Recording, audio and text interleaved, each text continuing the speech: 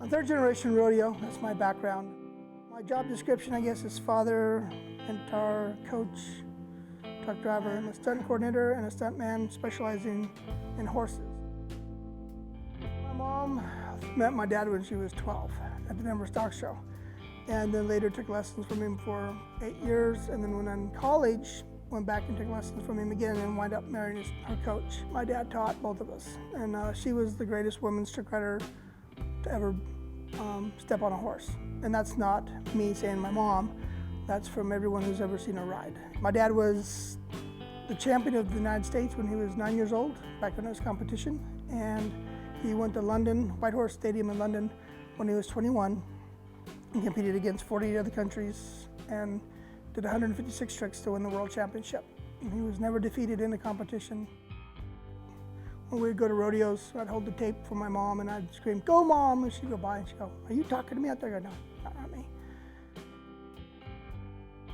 My mom was actually killed in a performance on a horse on a Saturday night. So that's how quickly. She just finished over 6,500 performances at Excalibur, and then she took some students up to a little local rodeo, and the horse tripped in the third barrel hole and turned a flip on her and crushed her. We used to discuss what she was going to do after she got done trick riding because she was 57. She goes, "There'll never be a time I won't be trick riding." It never really occurred to me to become a performer, even though I saw them all practicing and going to shows, until other kids started learning from my folks. And that's when I got the bug. And I did tricks on my bicycles and stuff, but I hadn't done any tricks on horses. I had to beg for a pony, and once I got a pony, I got 8 ponies. And I was into it full time. Every weekend we were at a rodeo or something like that. And I've seen the world, and it's been pretty cool. It's been a very, very interesting life. I fell into the movie business.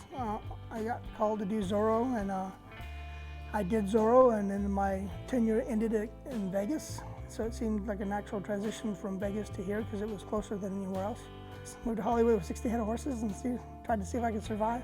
Most people move out here in a suitcase, sleep at somebody's house on the couch, until they make it. If they don't, they just go home. I didn't have a choice. We get 18 semi-loads arrived, and we've been very, very blessed.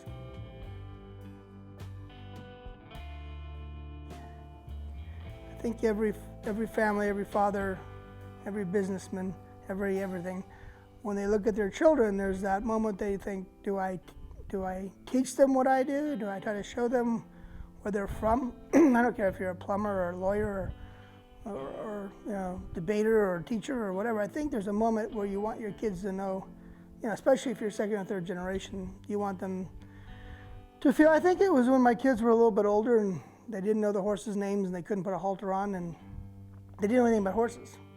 And we knew a lot about soccer and we knew a lot about a lot of stuff. But I was luckily in a position where, through my performing and being in the movie industry, they didn't have to work in rodeo like I did when I was 5. I started when I was 5 performing in rodeos, and they'd never even been to one.